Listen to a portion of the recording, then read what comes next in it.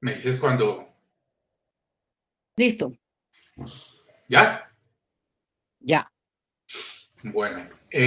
Buenos días, mi nombre es Gonzalo Arboleda, yo soy médico genetista de la Universidad Nacional, doctor en neurociencias de la Universidad de Manchester.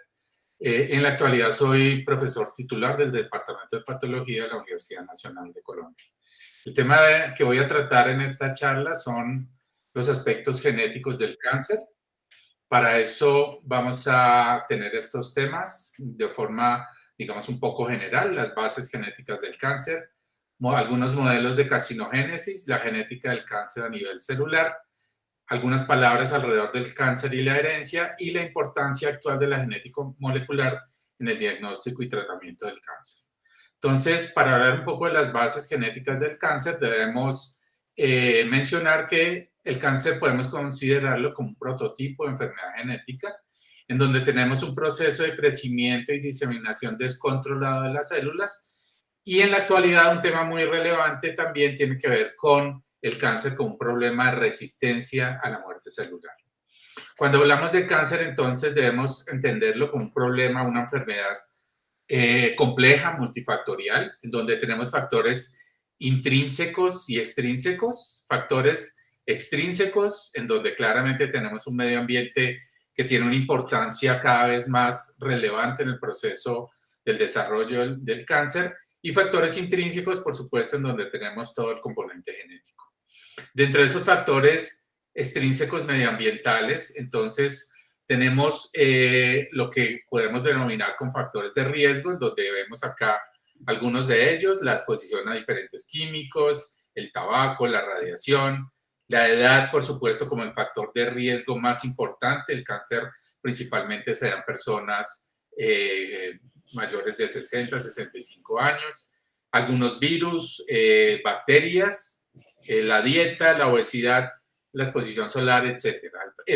Digamos que el factor común denominador de estos factores de riesgo es que se asocian entonces a la generación de mutaciones genéticas, que son las que de alguna forma, y es algo que digamos se entiende parcialmente, como las mutaciones genéticas son las que promueven inicialmente entonces el desarrollo del cáncer.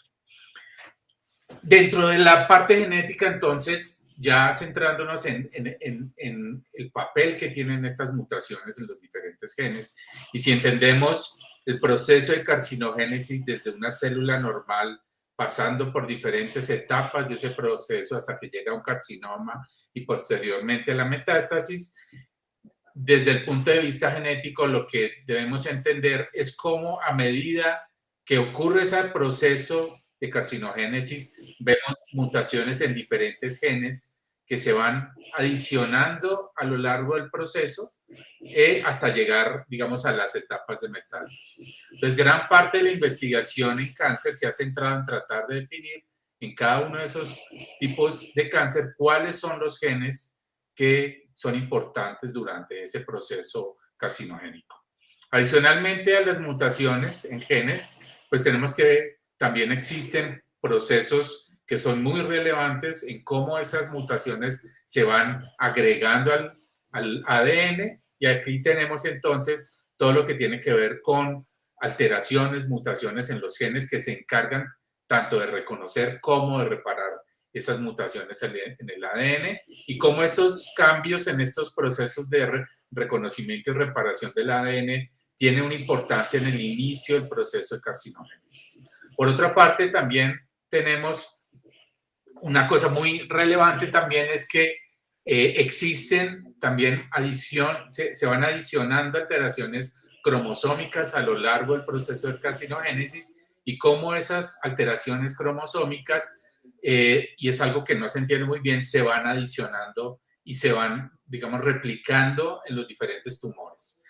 De tal forma que también es un proceso importante, pero que al parecer es un proceso que tiene que ver más con las etapas ya un poco más adelante en ese proceso de carcinogénesis.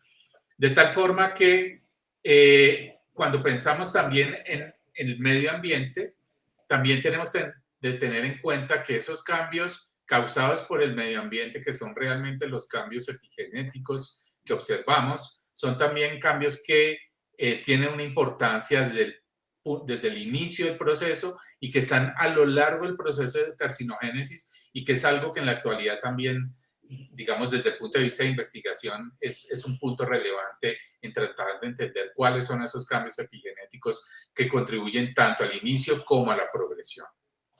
De tal forma que si yo en un momento dado estudio un cáncer, por ejemplo, en este caso tomo una muestra de una neoplasia temprana, pues lo que voy a ver acá son mutaciones en los genes A y B, pero si la veo más adelante ya como metástasis, pues voy a ver que muy posiblemente lo que voy a ver son mutaciones en todos estos genes, desde el B, por supuesto, pero también mutaciones en el gen C, D y E, que le han, digamos, brindado cambios adicionales a esa célula y que han favorecido su progresión hacia un carcinoma y hacia el proceso metastásico.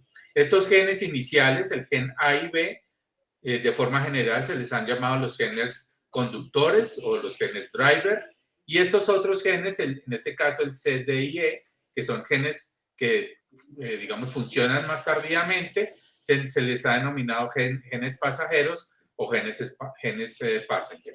De tal forma que la investigación actual lo que busca entonces es determinar esos genes, cuáles son esos genes conductores, esos genes pasajeros, que pueden ser activados o inhibidos durante ese proceso de carcinogénesis. Otra cosa importante cuando hablamos de cáncer en general es el concepto de expansión clonal, como si partimos de una célula normal, esa célula normal que inicialmente adquiere una mutación y que es esa mutación la que confiere ese disparo inicial del proceso de carcinogénesis, podemos denominarla como una célula tumoral inicial, una célula cáncer tumoral inicial, y a partir de esa célula cáncer tumoral inicial que genera células hijas con esa mutación inicial, a partir de esas células pueden entonces adicionarse estas otras mutaciones acá en diferentes colores que hemos visto cómo se van adicionando y que generan entonces células y clones diferentes asociados al proceso tumoral. Entonces, cuando nosotros vemos ya un tumor como tal en un tejido, lo que estamos viendo es diferentes grupos poblacionales con diferentes células que tienen diferentes mutaciones. Y esto es muy importante porque esto tiene implicaciones en el tratamiento como tal. De tal forma que si yo impacto, pongamos un ejemplo, esta mutante que genera esta línea celular, pues yo voy a ver muy posiblemente eliminación de este grupo de células marrones, pero desafortunadamente quedarán el resto de células con una capacidad de seguir proliferando y seguir regenerando ese tumor. De tal forma que en este aspecto, desde el punto de vista del tratamiento en la actualidad, una de las blancos más relevantes es tratar de definir cuál es esa célula cancerosa madre en el cual yo pueda impactar de una forma importante y de esa forma yo podré tener una terapia que me ayude ahí sí a eliminar, digamos, la fuente principal de todos estos clones celulares y podré tener, digamos, una terapia más eficiente hacia esos procesos tumorales. Entonces, cuando hablamos de la genética del cáncer, nos encontramos con dos tipos de herencia o de genética, lo que llamamos el cáncer esporádico y el cáncer hereditario, y eso dependerá del tipo de mutaciones que tenemos. El cáncer hereditario, entonces las mutaciones las encontraremos en línea germinal. Eso da cuenta más o menos del 5 al 20% de las mutaciones que generan entonces cáncer hereditario familiar o síndromes genéticos que predisponen a cáncer. ¿Qué características tenemos ahí? Entonces, que son mutaciones en línea germinal, es decir, son mutaciones que están en todos los tejidos y que por ende habrá la posibilidad de tener tumores primarios en diferentes órganos, en diferentes tejidos. Está presente de esta forma en todos los tejidos, es heredable y generalmente son cánceres que tienen un inicio temprano, ya sea en la niñez o en la adolescencia. El 80% de los tumores más o menos son entonces tumores que tienen su origen en mutaciones somáticas y entonces en este caso estaremos hablando de cáncer esporádico que, como su nombre lo dice, pues no tiene mutaciones en línea germinal, no son heredables y generalmente entonces nos encontramos con cáncer de inicio tardío, que ya llamaremos el cáncer esporádico, multifactorial, etcétera, etcétera. Una de las preguntas más relevantes en el proceso de carcinogénesis es ¿de dónde vienen esas mutaciones que observamos inicialmente en cáncer? Entonces ahí encontramos un término que es muy importante, pero sigue siendo, digamos, un poco desconocido y es el término de la inestabilidad genómica. ¿Qué quiere decir eso? Que cuando hay un daño al ADN, ese daño al ADN que ocurre normalmente en el proceso normal de la proliferación y de la vida de la célula, ese daño al ADN debe ser o tiene varias alternativas. Debe ser reconocido o podría ser reconocido y resuelto. Es decir, puede haber un proceso normal de reparación del ADN y en este caso la célula continuará su proceso fisiológico normal. Ese daño al ADN puede ser tan intenso que la célula reconoce ese daño y su intensidad y puede inducir un proceso de muerte celular.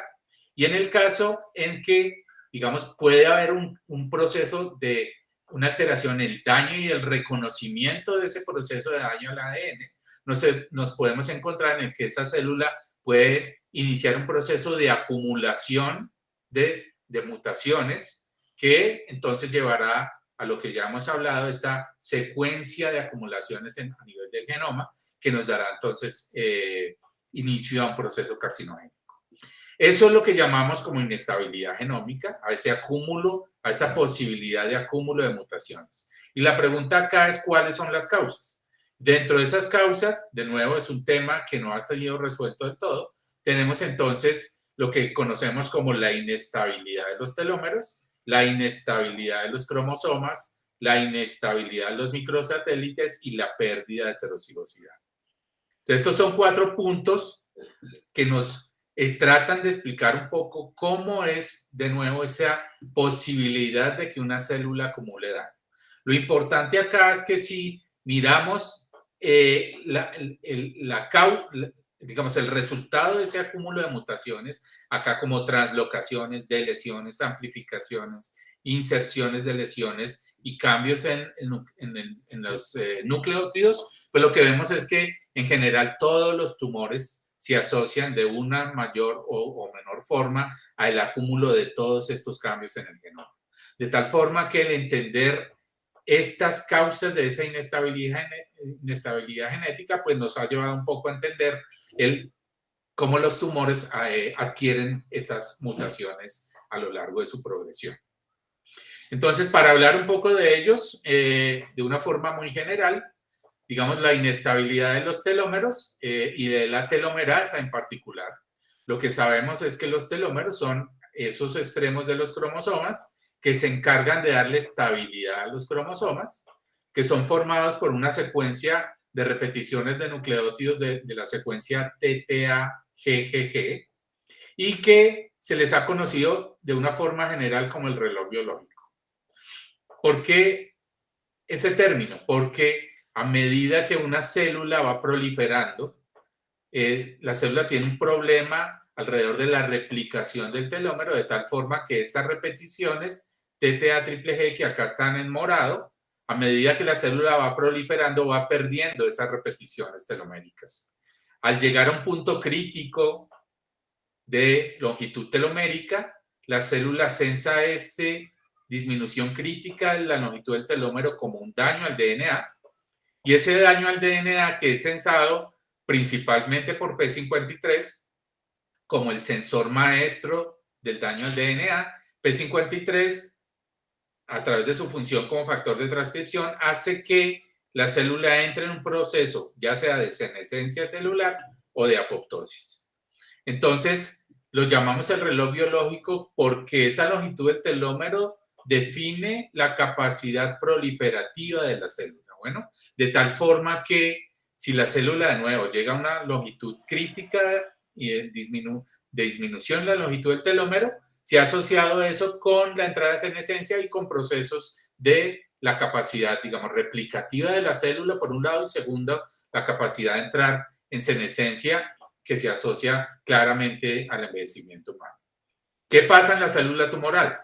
En la célula tumoral resulta que por alguna razón, a medida que se va cortando el telómero, existe entonces la reexpresión de una enzima que se llama la telomerasa.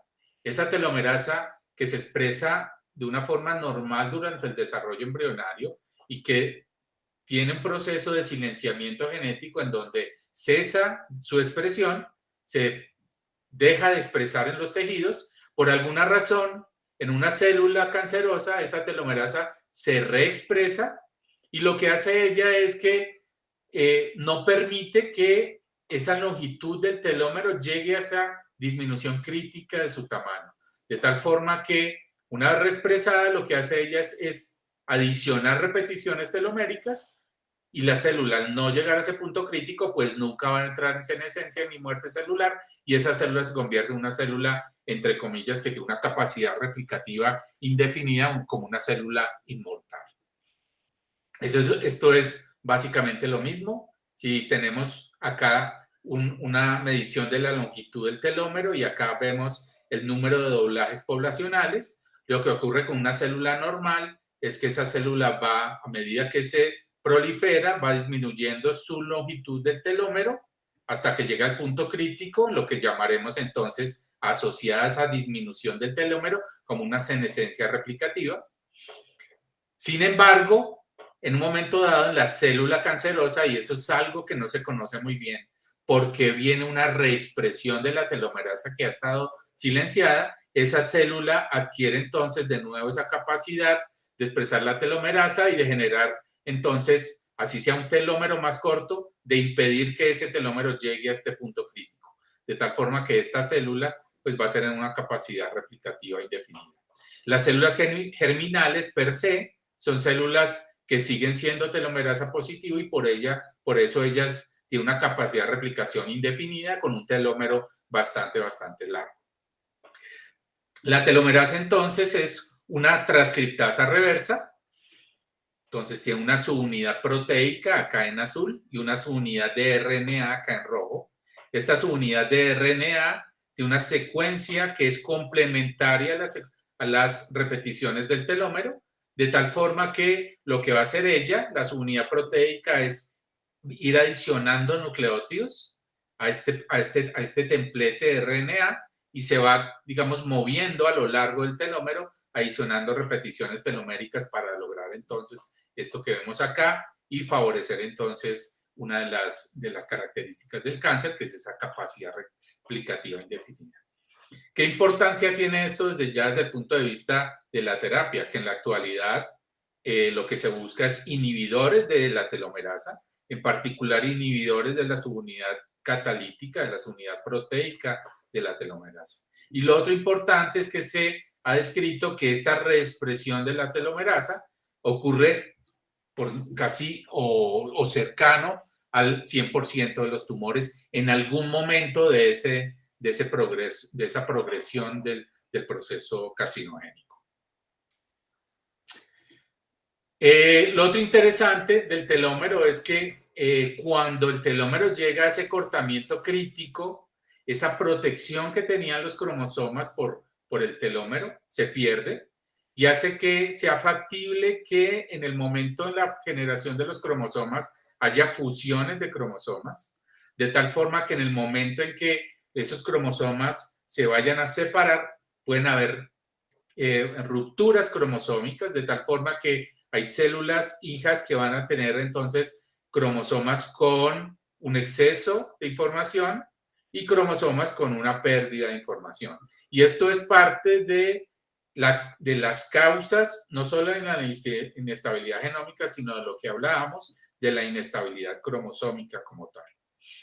En este caso, pues si una célula es P53 positivo, o sea, si tiene P53 y se ve envuelta en un proceso de fisión del telómero, pues la célula a través de P53, como ya lo mencionamos, es capaz de ir a senescencia o apoptosis, pero en la mayoría de los casos, cuando vemos ya en cáncer una célula que tiene mutación en P53, pues lo que vamos a ver es una transformación celular, una reexpresión de la telomerasa y, consecuentemente, la aparición del tumor como tal.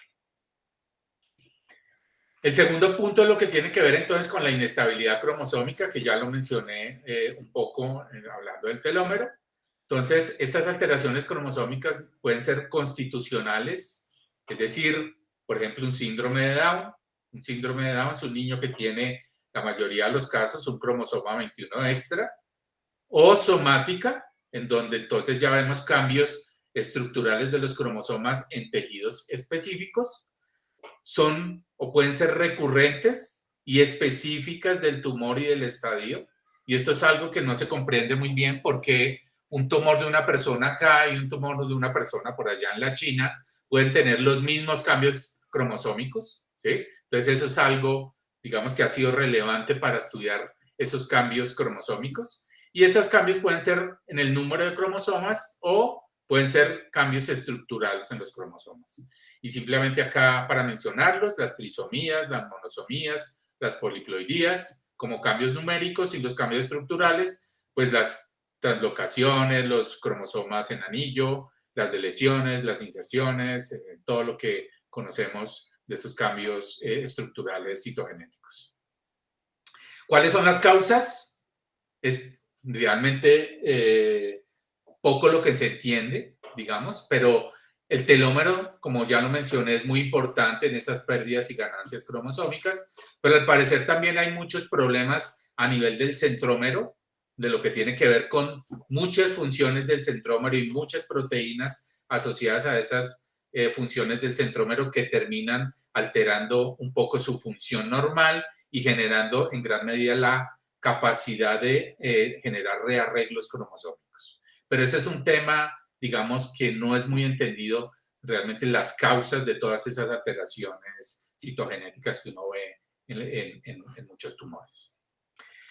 Lo que sí vemos entonces es esa repetición de muchas de estas alteraciones citogenéticas. El ejemplo clásico es el ejemplo del cromosoma Filadelfia en la leucemia mieloide crónica, con translocación del gen ABL y BCR, que genera una proteína quimérica, una proteína de fusión que tiene una actividad tirosina quinasa y que es importante tanto para el tratamiento como para el seguimiento del tratamiento, para el diagnóstico como para el seguimiento del tratamiento. Y esa es una translocación 921 Q34 Q11 y es una, como mencionaba, ese cromosoma se repite en diferentes pacientes y en poblaciones como una marca importante de ese tipo de tumor.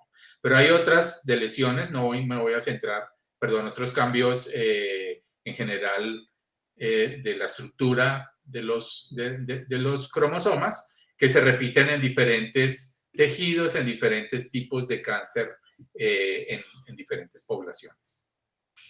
Y que, digamos, desde el punto de vista histórico, ha permitido, por el punto de quiebre o la pérdida o ganancia en esos sitios, desde el punto de mapeo genético, identificar ya sea genes supresores tumorales u oncogenes ubicados en esas regiones de ganancia o pérdida de cromosomas. La inestabilidad de microsatélites, entonces, pues es un término que ha ayudado a tratar de definir personas que tienen la capacidad de adquirir mutaciones en su genoma. Entonces, cuando hablamos de un microsatélite, hablamos de secuencias de repeticiones cortas de ADN, y lo interesante o lo importante es que esas repeticiones, por ejemplo, en este caso, las coloco acá en un brazo de un cromosoma. Estas serían 2 repeticiones, ¿cierto? Un microsatélite. Esas repeticiones, a medida que prolifera la célula, se van a mantener en ese número. Es decir, la célula tiene la capacidad de que si la célula madre tiene 2 repeticiones, la célula hija va a tener las mismas 2 repeticiones de ese microsatélite.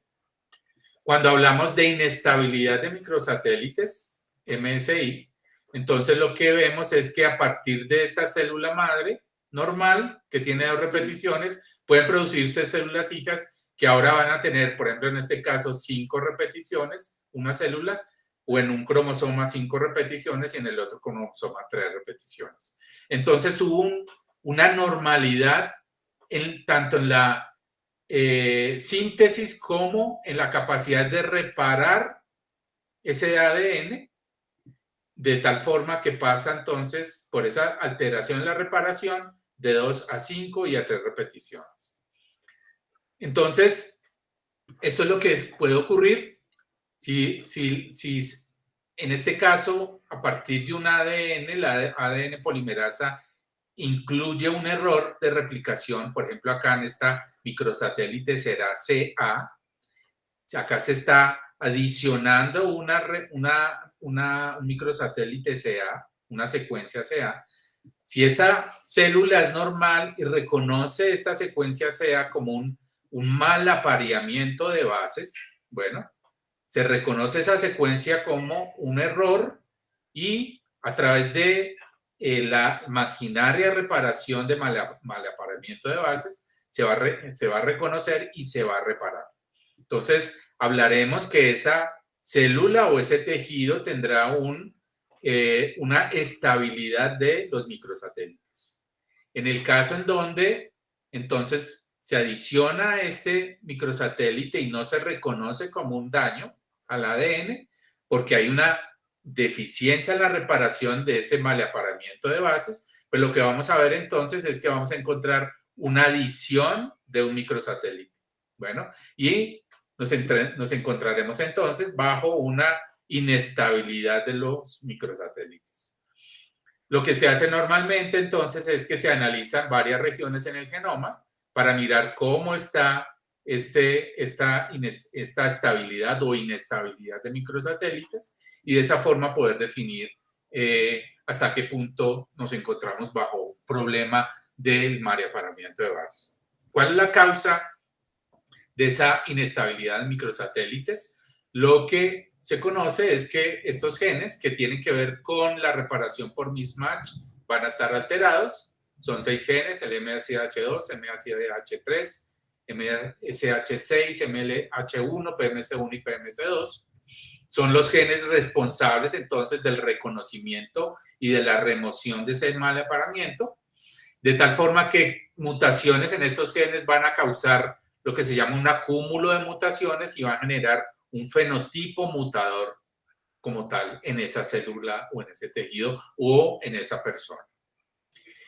Lo que conocemos es que ese fenotipo mutador, esa alteración en el mismatch como inestabilidad de microsatélite, lo vemos en muchos tumores, o la mayoría de los tumores, ya sea como causantes iniciales o tardías que ocurren en los diferentes tumores. Bueno, este es un ejemplo clásico ya de la inestabilidad de microsatélites en el cáncer colorectal, en donde lo que se ha descrito es que por alguna razón el cáncer en el colon proximal, es decir, en el ascendente y el transverso, se observa una alta proporción de inestabilidad de microsatélites en el cáncer de colon de esta región, mientras que en el cáncer de colon distal vamos a ver una frecuencia bastante baja de esa inestabilidad de microsatélites. Y esto tiene una importancia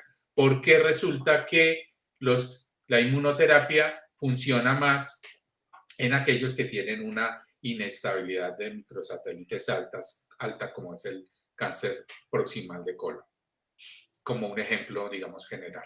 Pero digamos que de forma ya más extensa, lo que muestra esta figura entonces es que la inestabilidad de microsatélites pues es una causa importante de ese acúmulo de mutaciones que vemos en esa progresión tumoral. Cuando hablamos de pérdida de heteroxigosidad, que es el cuarto, digamos, tema importante en la inestabilidad genómica, hablamos entonces de la hipótesis de 2 golpes o la hipótesis de Knudson, y esto aplica específicamente para los genes supresores tumorales. Entonces, sabemos que los genes supresores tumorales funcionan de una forma homocigota, bueno, que por alguna razón ese gen supresor tumoral puede adquirir una mutación inicial en uno de sus alelos. Eso puede ser una mutación o una metilación del promotor que genere un silenciamiento de ese alelo. Y acá nos encontraremos entonces con el primer golpe o el primer hit de la pérdida de la función de este primer alelo.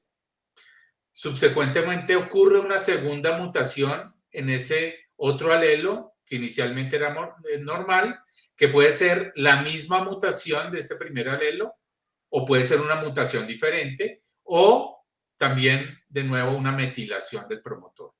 Al ocurrir entonces esta pérdida ya de la heterocigosidad, de esta heterocigosidad, cuando se pierde esa heterocigosidad y ya se vuelve un homocigoto mutante o un homocigoto silenciado, entonces ya ese gen supresor tumoral perderá su función y nos encontraremos con un proceso de carcinogénesis.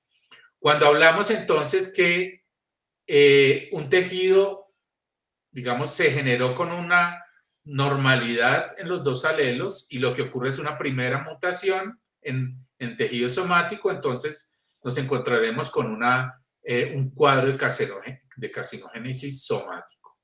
¿Qué pasa en el caso en el cual el primer alelo del gen supresor tumoral ya viene con una mutación por línea germinal?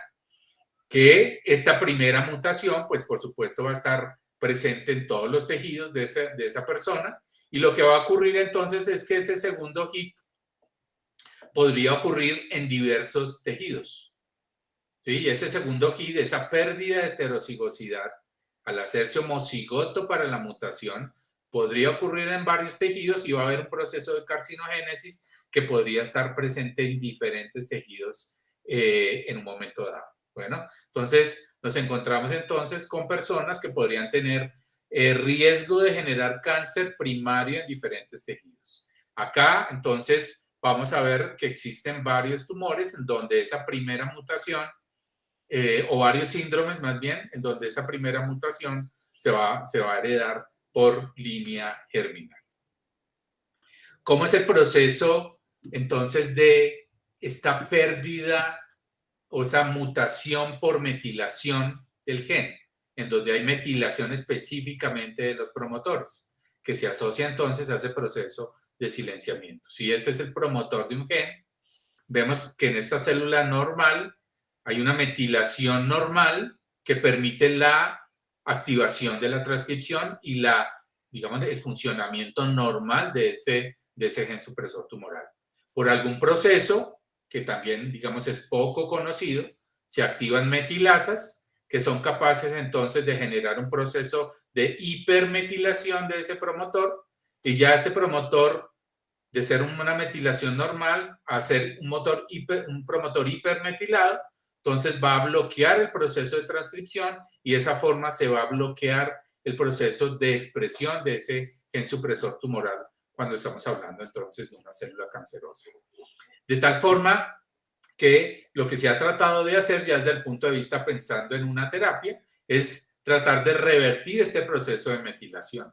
Y eso se ha logrado parcialmente cuando se usan demetilasas, y ese uso de demetilasas lo que han tratado de buscar es que se demetilen genes supresores tumorales. Por ejemplo, acá hay algunos ejemplos. El principal de ellos, por ejemplo, incrementar la expresión de P16, que claramente es un gen supresor tumoral que disminuye el crecimiento, pero así algunos otros genes o proteínas que tienen función como gen supresor tumoral y que al demetilarse incrementan, digamos, ya sea la respuesta al tratamiento o la reactivación de esos genes supresores tumorales. Por supuesto, uno de los problemas más importantes cuando se usan demetilasas es tratar de dirigir estas demetilasas a los genes específicos que uno quiere revertir el proceso de hipermetilación. Eso es algo que, digamos, todavía no se ha logrado de una forma tan puntual, digamos. Porque cuando se usan demetilasas, desde el punto de vista, digamos, de investigación básica, lo que se logra es una demetilación global del genoma que claramente podría generar mayores problemas. Pero, digamos, es un área también importante de investigación en lograr revertir esa inhibición del gen supresor tumoral. El segundo punto, entonces, tiene que ver con los modelos de carcinogénesis. Y acá, pues, el ejemplo clásico es el ejemplo que mencioné desde el principio, que es el proceso de carcinogénesis de múltiples pasos. que se conoce de forma general como la teoría de Ashley y que explica la mayoría de cánceres en adultos. Y es claramente el ejemplo entonces de cómo desde una célula normal se van adicionando diversas mutaciones y cambios genéticos y cambios cromosómicos a lo largo del proceso y cómo esto tiene que ver entonces con la malignización de un tumor hasta llegar a la metástasis. El ejemplo pues es clásico, es el cáncer de colon, en donde sabemos que la vía APC beta-catenina es ese gen A inicial que sería el cambio driver en el proceso del cáncer de colon. Pero como ya hemos mencionado, pues ya es mucho lo que se conoce alrededor de otros cambios que también son importantes en ese proceso. Vamos a hablar un poco de qué es lo que hace esa APC beta-catenina. Entonces, APC es una proteína que su función principal es capturar la beta-catenina, que es un factor de transcripción importante que debe ir al núcleo para cumplir su función, de tal forma que APC lo que hace al capturar beta-catenina es marcarlo para su degradación por el sistema de ubiquitina proteasoma. Eso se da en un contexto normal cuando el receptor WNT no está activado. De tal forma que en este contexto, cuando no hay el receptor activo, APC bloquea la función de beta-catenina, no va a haber transcripción de algunos genes asociados a la beta-catenina y no va a haber una proliferación. ¿Qué pasa cuando se une entonces ya el ligando WNT a su receptor? Lo que ocurre es que a través de un proceso de señalización se inhibe la función de APC. APC entonces libera beta-catenina y en este caso entonces beta-catenina va a ser capaz de traslocarse del citosol al núcleo, en el núcleo unirse al ADN y favorecer la transcripción de genes que tienen que ver con el proceso de proliferación celular. En el caso ya de un tumor en donde vemos mutaciones en APC que lo que hacen es que APC pierda su función, claramente porque APC es un gen supresor tumoral, APC entonces pierde su función, beta-catenina no va a ser reconocida por APC y beta-catenina entonces va a cumplir su función de proliferación.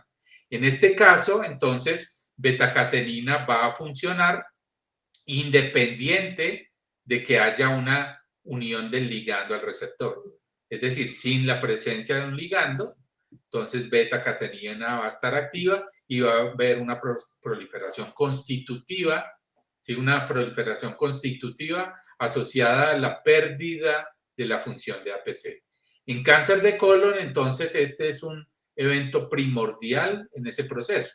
Por supuesto, la pregunta también inicial es por qué ocurrió las mutaciones en ese gen supresor APC para perder su función. Entonces, ahí tenemos que pensar de nuevo en todo lo que ya mencioné alrededor de la inestabilidad genómica como la causa de la pérdida de función de una proteína tan primordial en esta regulación de este proceso. Con relación a otro modelo, también ya muy clásico, es el de pérdida de heterocigosidad en retinoblastoma, como otro gen supresor tumoral. Acá ya hablamos entonces de un cáncer en niños, no cáncer en adultos como el cáncer de colon. Y acá hablamos entonces de la teoría de Knudson del doble hit. Entonces, conocemos el retinoblastoma como un tumor de la retina, en el cual los niños desafortunadamente deben perder su ojo inicialmente. El gen del retinoblastoma, entonces, lo que se ha descrito es que es un gen bastante complejo, que tiene, o se han descrito más de 1.700 mutaciones en él, y se han descrito también de lesiones, mutaciones puntuales de diferente tipo. En particular, lo que ocurre entonces es que acá vemos a RB. Lo que hace RB es capturar al factor de transcripción E2F.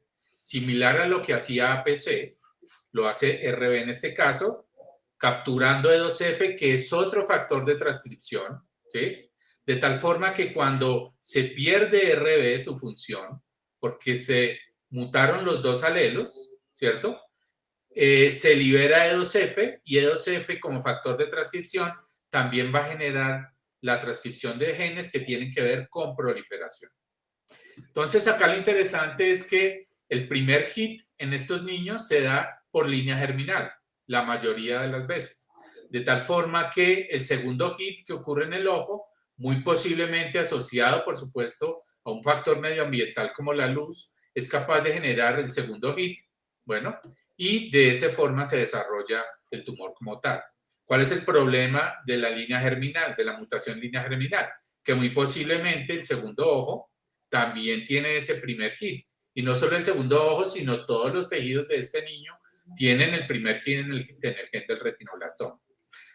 Por supuesto, el riesgo de que haya la aparición del retinoblastoma en este ojo que tiene el primer hit, pues también es muy alta.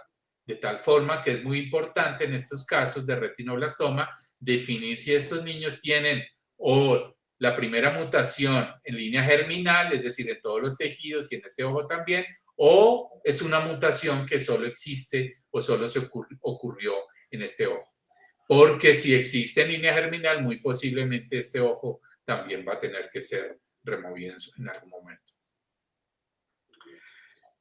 A nivel celular, entonces, para hablar de la función de los oncogenes y los genes supresores tumorales, entonces tenemos que hablar inicialmente de cuáles son en este momento las características que se han descrito del cáncer. Y ese es ya un trabajo que se viene realizando desde el 2011, creo que desde antes, en donde se han descrito ya entonces, en 2011 se describían 2, 4, 6, 8, 10 características del cáncer, desde la proliferación sostenida, evasión de la respuesta a supresores del crecimiento, evasión inmune, inmortalidad replicativa, inflamación, ¿sí? Activación de la invasión y la metástasis,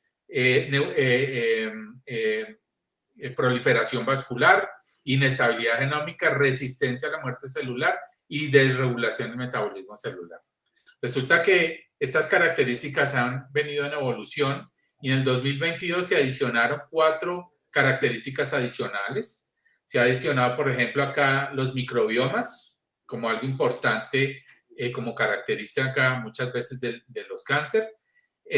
Todo lo que tiene que ver con la parte epigenética, la plasticidad, el desbloqueo de la plasticidad celular y algo muy relevante, la senescencia celular. Estos cambios o estas características del cáncer, por supuesto, va de lo que, digamos, representan los cambios genéticos ya a nivel celular. Bueno, entonces, por supuesto, en la actualidad no es solo quedarnos en los cambios genéticos que hay, sino cómo esos cambios genéticos se traslocan o se trasladan a unas características celulares que son importantes, tanto celulares como del tejido y como del medio ambiente tumoral, que son importantes para definir ese cáncer como tal.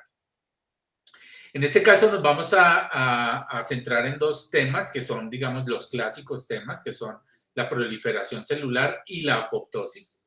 Y cómo los genes supresores tumorales, los oncogenes,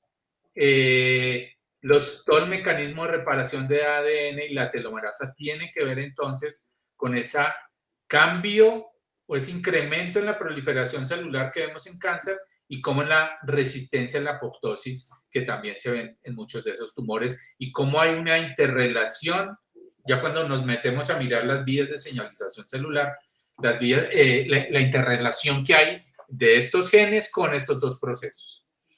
Entonces, cuando hablamos de oncogenes, normalmente los oncogenes, desde el punto de vista genético, lo que vemos es que las mutaciones hacen que el gen gane función.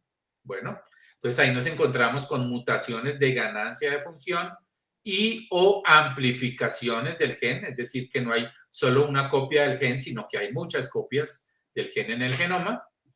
Y generalmente estos oncogenes entonces tienen que ver con favorecimiento de la mitosis, es decir, favorecimiento de la proliferación y con favorecimiento de las vías de supervivencia celular que claramente lo que hacen es inhibir el proceso de apoptosis. Entonces, En este contexto, los oncogenes favorecen la proliferación e inhiben la apoptosis. Dentro de los oncogenes, pues hay una lista muy grande que no la voy a mencionar en este momento. Acá simplemente hay algunos ejemplos muy conocidos: el oncogen RAS, el ERB, el PI3K, el MYC, el KIT, el RAF, que son oncogenes en los cuales ya conocemos mucho de su capacidad o sus vías moleculares asociadas a estos dos procesos claramente.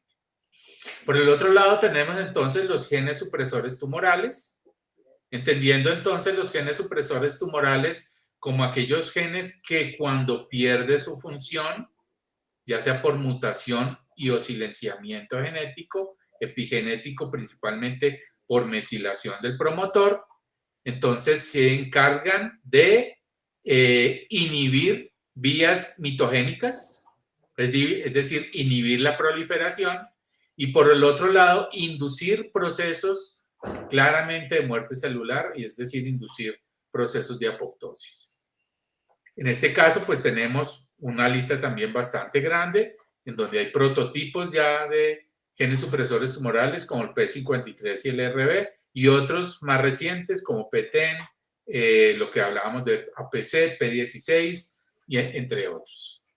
Entonces, una de las características de los oncogenes es que cuando hablamos de dos alelos, el hecho de tener solo un alelo mutado ya hace que ese gen sea capaz de ganar función. Bueno, mientras que para que el gen supresor tumoral pierda su función, se requiere de que los dos alelos estén mutados. Es decir, la presencia de solo un alelo normal es suficiente para que haya una función normal de gen supresor tumoral, de tal forma que debe haber mutación en los dos alelos. Entonces, precisamente hablando de eso, entonces uno debe entender cuál es el efecto de las mutaciones en el ADN, sean mutaciones puntuales de nucleótido único, de lesiones o amplificaciones. Pues ese ADN se transcribirá a un ARN que cargará esa función, esa mutación, perdón.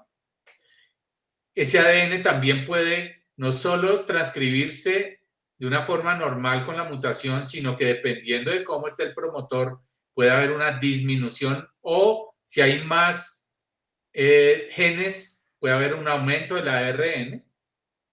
Y a nivel de la proteína ya nos encontraremos con varias cosas. Puede haber o ausencia de la proteína, porque los dos alelos se mutaron y no se está expresando el ARN y no hay claramente proteína. Este será el caso del gen supresor tumoral, con una pérdida de función claramente del gen y de la proteína. Cuando haya mucha proteína, porque ganó función digamos, el promotor, o hay varias copias del gen, habrá mucha proteína y habrá una ganancia de función de esa proteína y de ese gen, porque esta mutación puede hacer que haya un codón prematuro de parada que genera una proteína más corta de lo normal. Entonces habrá también posiblemente una pérdida de función, y acá estaremos hablando también de que habrá un gen supresor tumoral que tiene estas características.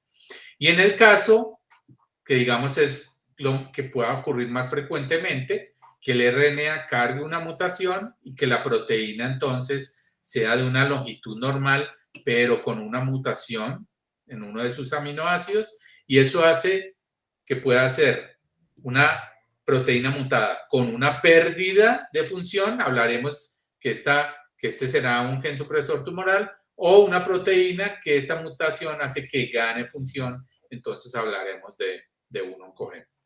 Entonces, pues en la actualidad, claro, uno debe pensar no solamente desde el punto de vista genético, de ganancia, pérdida mutación o ganancia o pérdida de material genético, todas estas alteraciones cromosómicas, sino cuál es el impacto a nivel de la proteína y cómo este impacto a nivel proteico impactan las diferentes características que acabo de mencionar del cáncer como tal.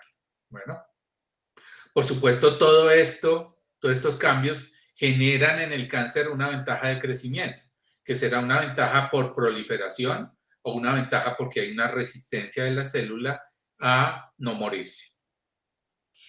Entonces, cuando de nuevo vemos la lista de oncogenes y genes supresores tumorales, pues esa ha sido la historia de definir esos genes A, B, C, D que se ha definido en la progresión tumoral, y que vemos acá una lista de ellos que, digamos, hay cáncer que son algunos de esos oncogenes, genes supresores tumorales, son muy importantes en algunos tumores, pero que realmente lo que vemos es que muchos de ellos se comparten en los diferentes tumores en diferentes momentos de la progresión tumoral. Bueno, pero como pues mencioné, por ejemplo, el KRAS es muy importante como oncogene en cáncer de colon, pero si vemos para acá el gen supresor tumoral, pues APC pues también es muy importante en cáncer de colon.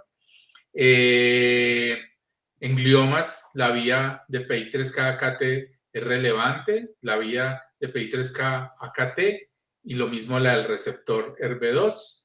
Si hablamos por acá de gen supresor tumoral, por ejemplo, pues ya mencioné el RB1 en retinoblastoma, el P53 en el síndrome de Li-Fraumeni, cuando hablamos de P53 que adquiere su primera mutación por línea germinal, pero pues así podemos ver otra gran cantidad de genes supresores tumorales, muy relevante, por ejemplo, el BRCA1 o BRCA2 en cáncer de seno y ovario familiar, en donde la primera mutación de estos genes se hereda por línea germinal. Y así, digamos, pues la lista es bastante grande de ellos.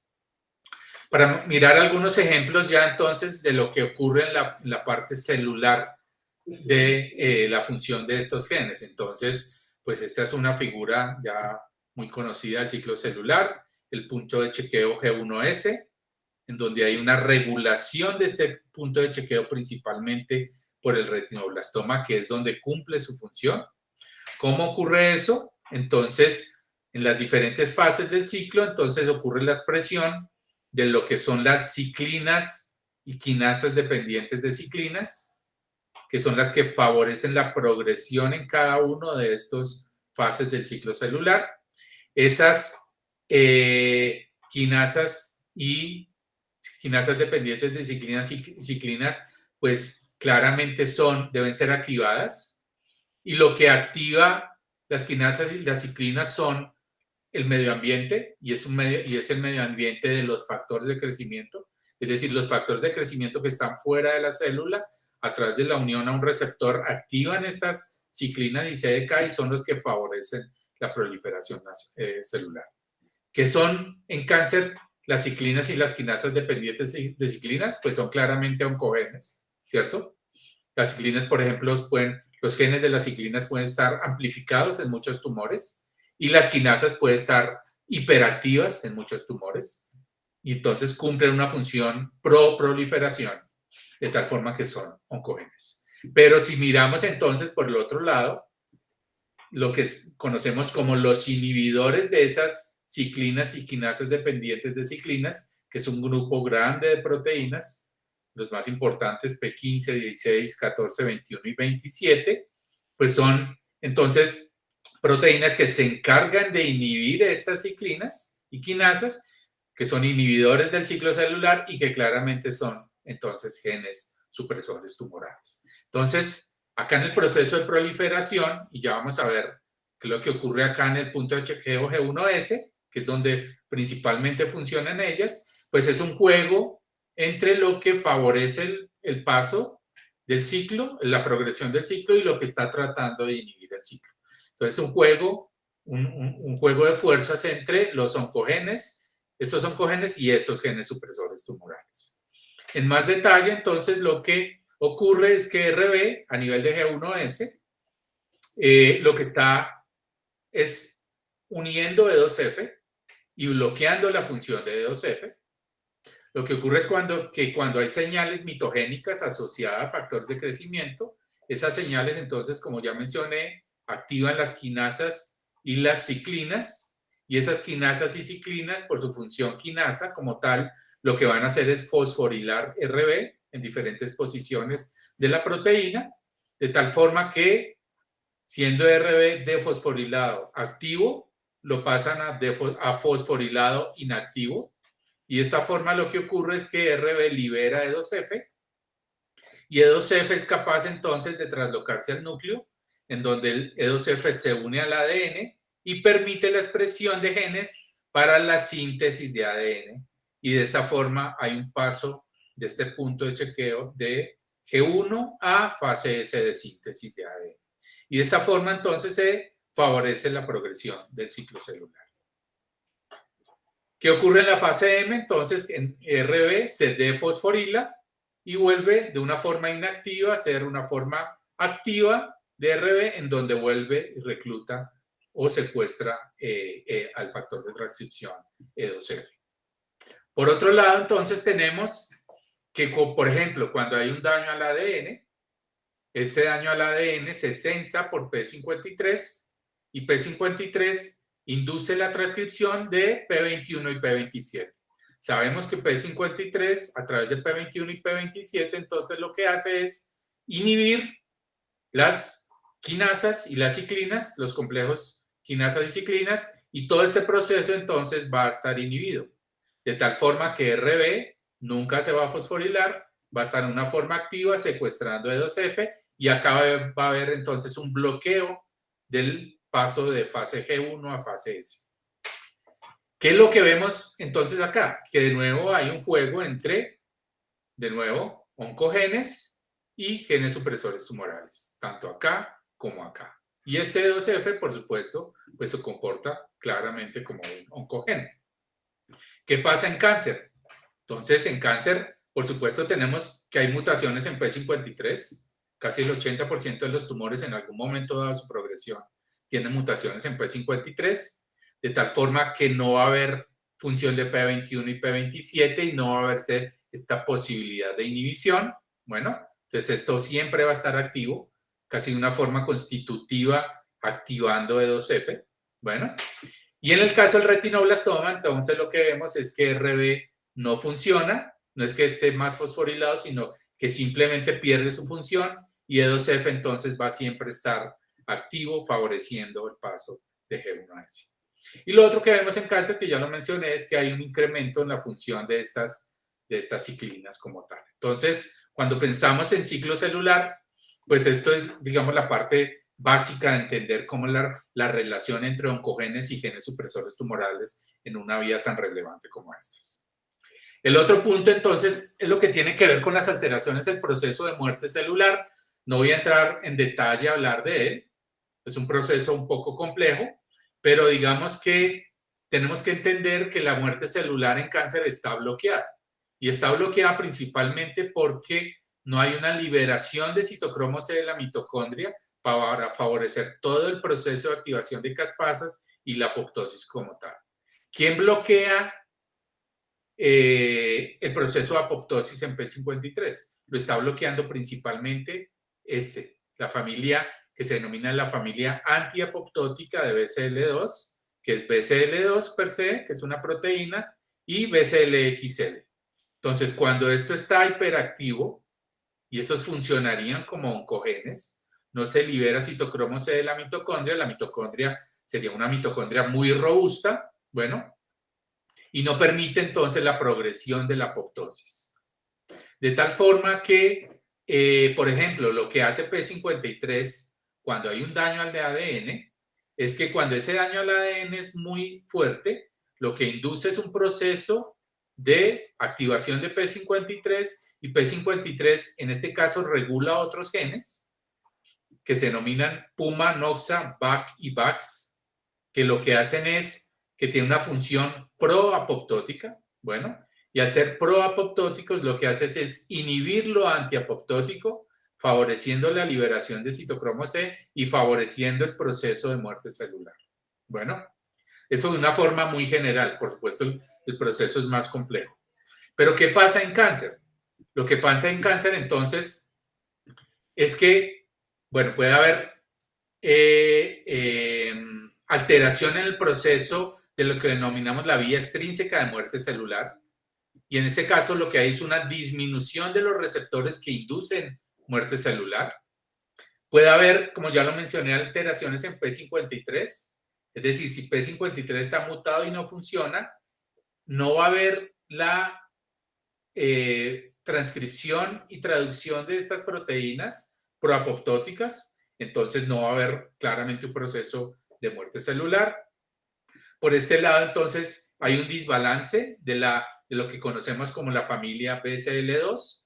Va a haber una mayor expresión de las proteínas antiapoptóticas y una menor expresión de las proteínas proapoptóticas de esta familia BCL2, y por ende, entonces, va a haber una mayor antiapoptosis, es decir, una inhibición del proceso apoptótico.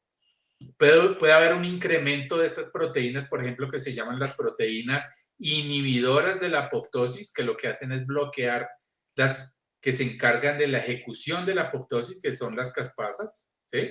Entonces, al haber más proteínas inhibidoras de la apoptosis, va a haber menos apoptosis. Bueno, y estas proteínas en cáncer normalmente pueden estar hiperactivas por una amplificación de este gen, claramente que es un oncogen.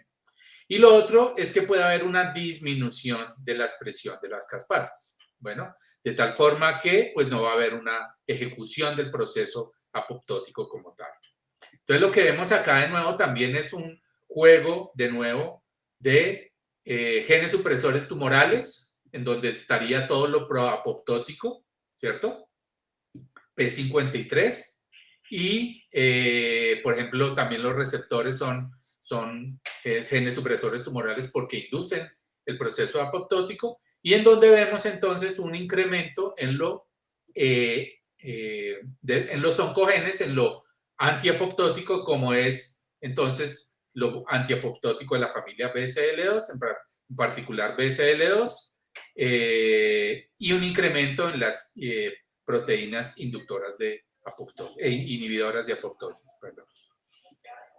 Digamos que en el contexto de la muerte celular, pues hay otro grupo de proteínas también muy importante, pero en particular relevancia de nuevo, entonces, lo que es P53 como un regulador de lo proapoptótico BCL2, ¿sí? Y la familia de proteínas antiapoptóticas. En este punto es muy relevante porque en cáncer se han desarrollado ya varias alternativas terapéuticas que tratan de impactar este grupo antiapoptótico, en particular BCL2. Y ese es el ejemplo que les traigo acá.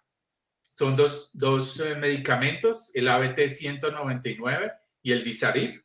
Son dos moléculas que lo que hacen acá es unirse a BCL2, que tiene una función antiapoptótica, bueno, de tal forma que al unirse a BCL2 lo que hacen es inhibirlo y permitir que lo proapoptótico, en este caso VAX-OVAC, se homodimericen o se oligomericen en la mitocondria, permitan la liberación de citocromo C, que es ese paso determinante de la apoptosis, y se active la apoptosis. Bueno, entonces lo que en gran medida ocurre acá. Simplemente voy a mencionar cómo entonces este ABT-199 acá en rojo, vemos la activación de caspasas, incrementa la activación de caspasas.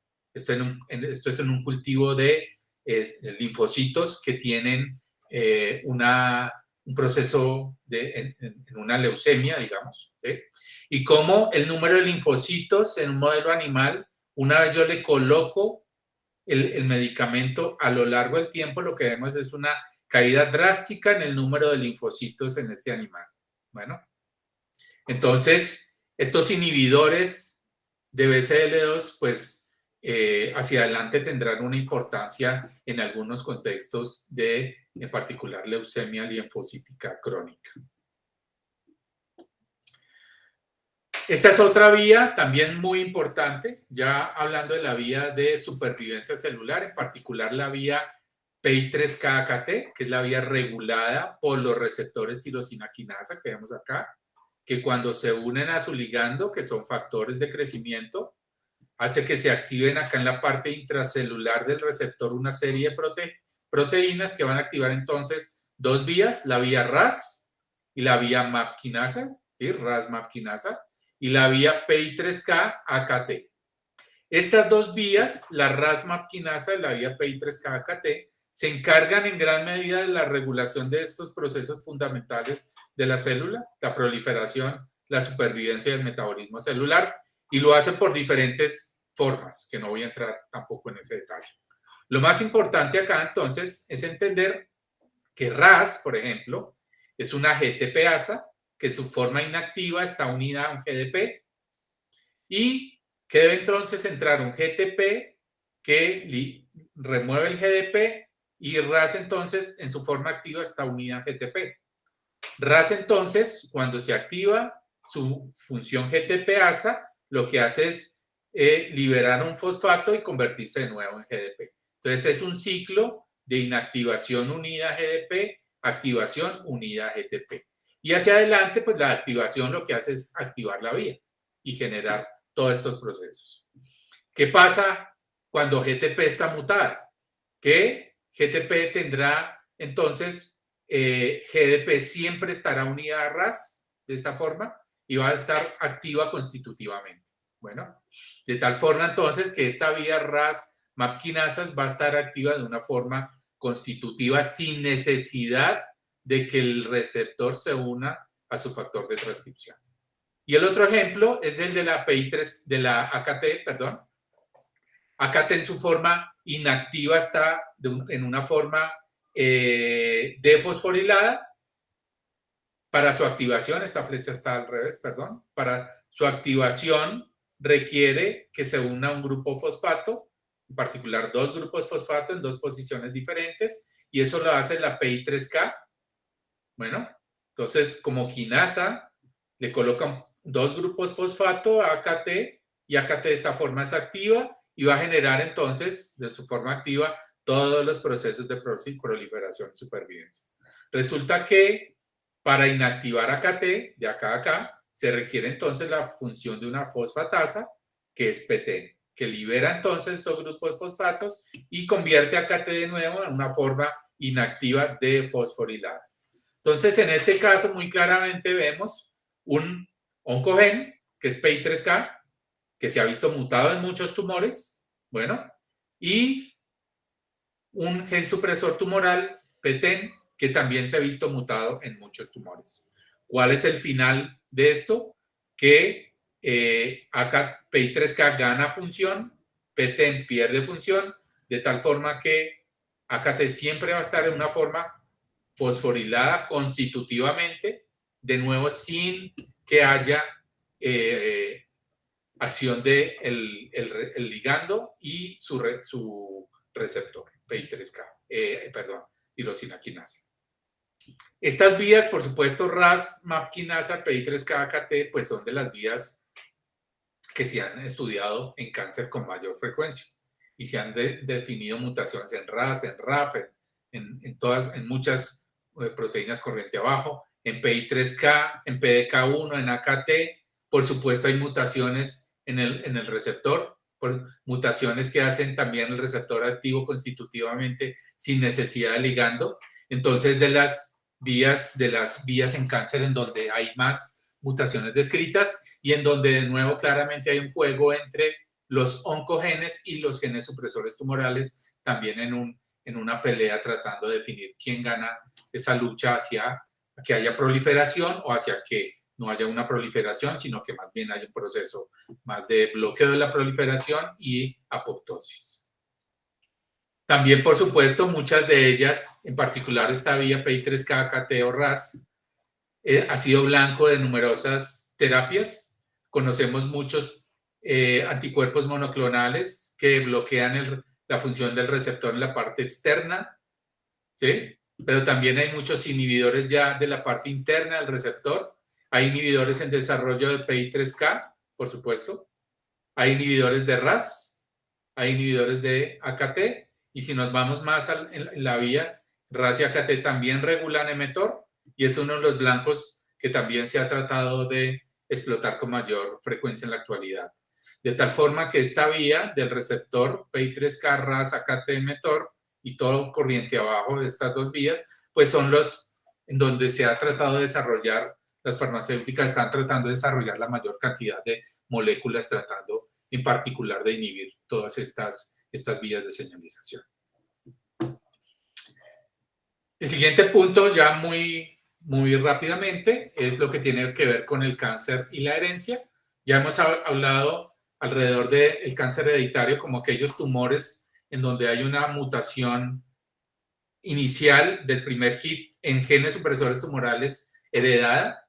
Por alguna razón no hay tumores heredados en oncogenes, muy posiblemente asociado a que esas mutaciones heredadas en oncogenes no son viables, entonces nunca llegan a un desarrollo adecuado. Algunas características que sugieren cáncer hereditario, pues claramente la cronología son cánceres de inicio temprano en niños o en adolescentes, la localización, múltiples tumores primarios, muchas veces asociados a malformaciones congénitas o a síndromes genéticos, y la historia familiar, por supuesto, de afectados en la familia con tumores de diferentes tipos. Es muy importante esto desde el punto de vista tanto de la prevención como el tratamiento hacia adelante, muy posiblemente, pero en particular todo lo que tiene que ver con la consejería genética hacia adelante, por ejemplo, en el caso de lo que veíamos en el ejemplo del retinoblastoma y el ejemplo de otros cánceres hereditarios.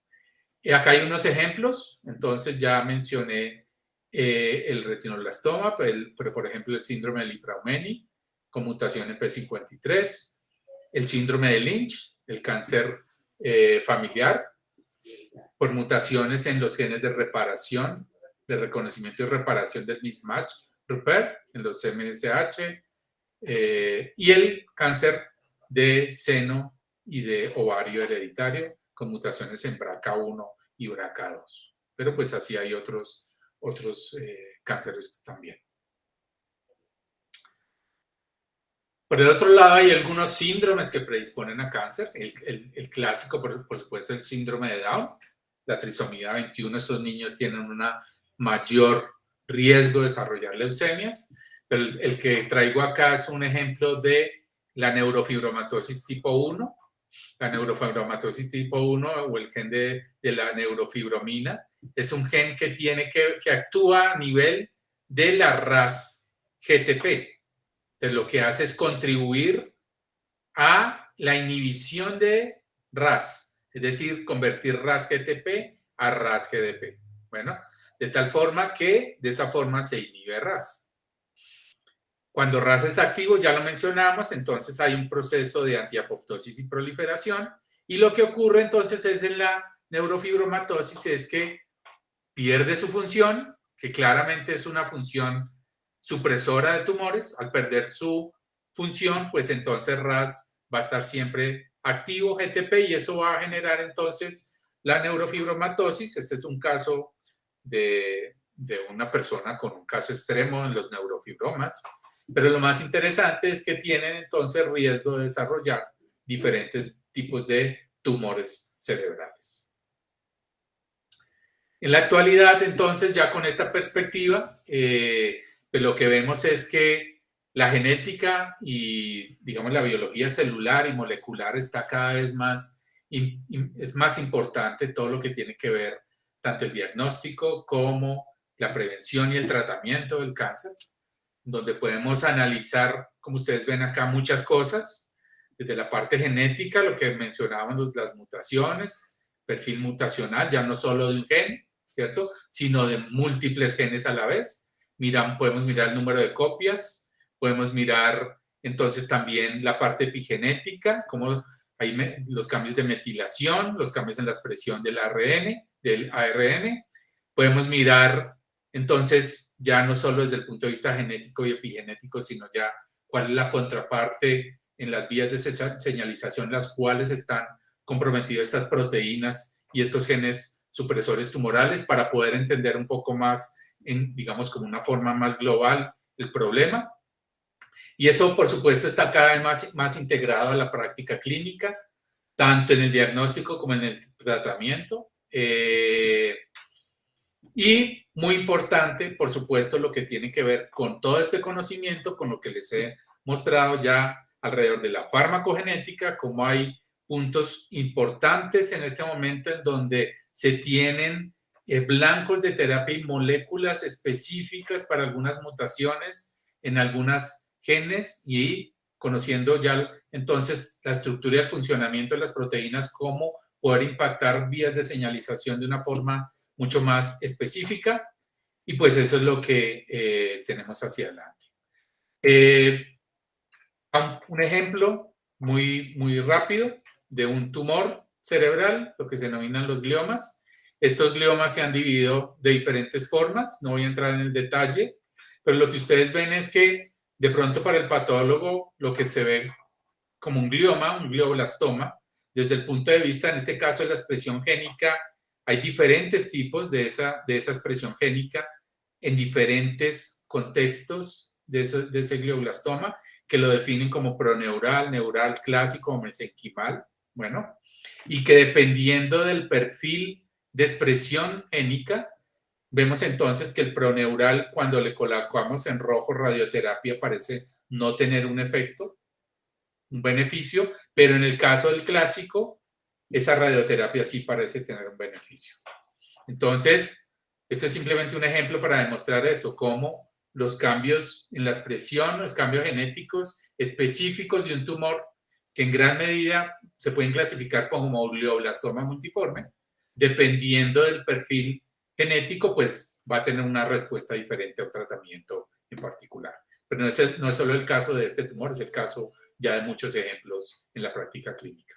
Y el otro ejemplo es el de otro tumor cerebral que se denomina el oligodendroglioma, en donde hay una lesión 1P19Q, y esos casos de 1P19Q que tienen la lesión, por alguna razón también están respondiendo de una mejor forma a la terapia, a diferencia de aquellos que no tienen la lesión. Entonces, esto desde el punto de vista también del diagnóstico primero, como para definir el tumor y para definir principalmente en un oligodendroglioma la respuesta en un momento dado al tratamiento, y el pronóstico de estos casos pues también se hace muy relevante en particular definir en este caso esa lesión 1P19Q. Entonces, de nuevo regresando a estas características del cáncer, pues en el momento casi que de todas las características del cáncer se están generando tratamientos. No voy a entrar tampoco en detalle de eso, porque en cada uno de los puntos que uno vea, aún, por ejemplo, que es lo más reciente, las células senescentes, ya se están desarrollando terapias que lo que buscan, por ejemplo, es en un momento que la célula senescente se vuelve protumoral, cómo tratar de eliminar esas células senescentes del tumor.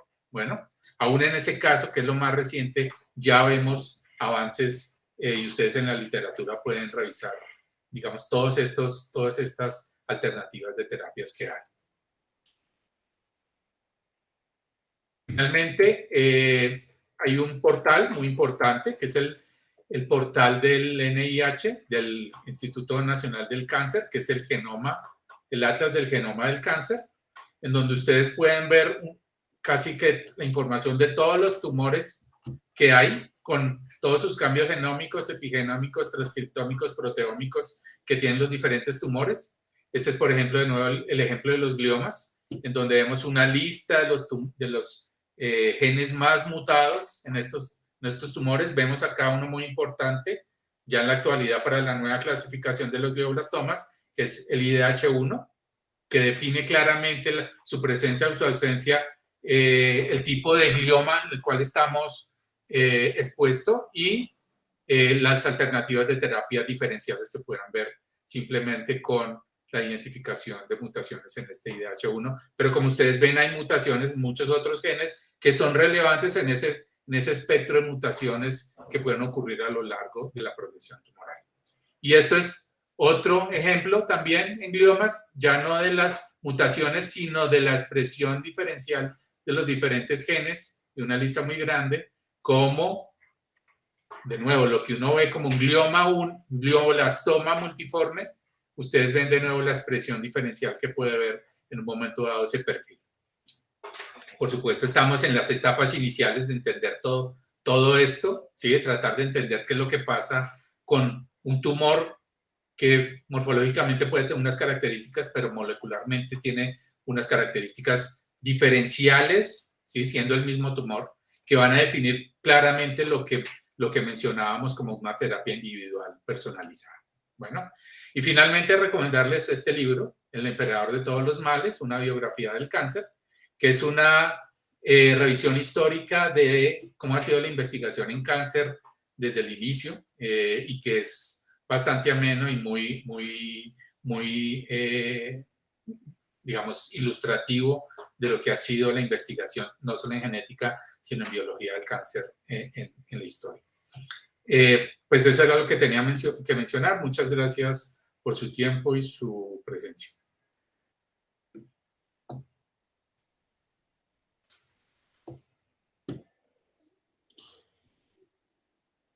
Y terminé.